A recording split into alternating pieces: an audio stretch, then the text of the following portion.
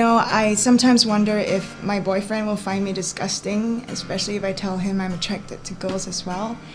And honestly, sometimes I find myself disgusting because this is quite an unusual struggle. It's like, why can't you just stop? Brenda, like, why can't you just stop doing all these things and like desiring something that you know that it's wrong, people around you don't do it, and yet you can't stop. You've been so good to me.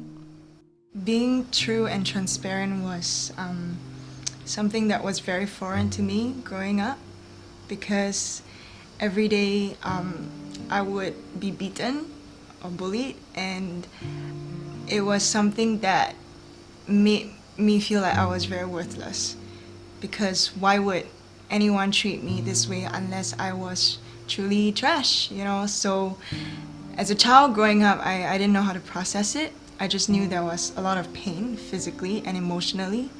So all I could do was just think of how to end it. Every time I tried to die, it was never the right dose. Or when my mind decided to move to death's door, there would be an inexplicable but familiar force that would guide my body to a counselor's office. By 15, I was diagnosed with clinical depression, but I managed to be cured of that diagnosis after a few sessions because I was an expert master juggler, or what they would call a high-functioning depressive. I could juggle family, friendship, and societal expectations of me using the right emotional currency, and emerge a scholar at that. My environment taught me that relationships were always a transaction. And yeah, I just think, okay, love is clearly transactional, and all these talk about unconditional love is just human beings trying to make themselves feel better, because it's just not what I see.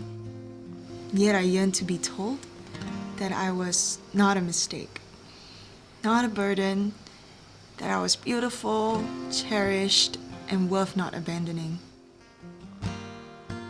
I do not know if it was because of the lack of affirmation that I eventually romanticized attention from both men and women. I remember being sexually awoken as early as 5 or 6 years old. At that age, I began masturbating, fixing my attention on both male and female. As I got older, my porn habits went both ways as well. Life went on fine as long as I avoided the topic of my sexuality.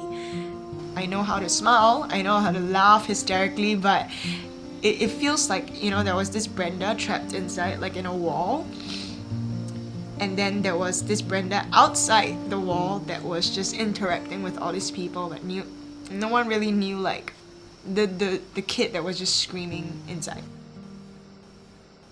After a really difficult night, just seeing a lot of islands, and I remember crying out to God to just kill me, because I thought that was the only way. And instead of killing me, he came and he smiled at me, which was rare. Yeah, I don't think I received a lot of that.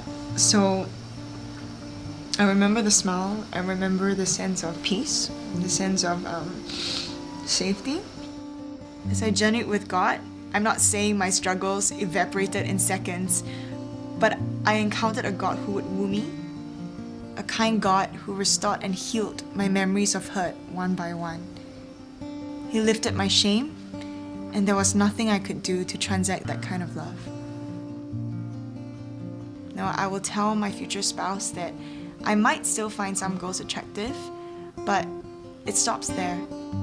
I will tell him that I want to commit to loving him above others, and above all, I want true love to be at the center of our marriage. No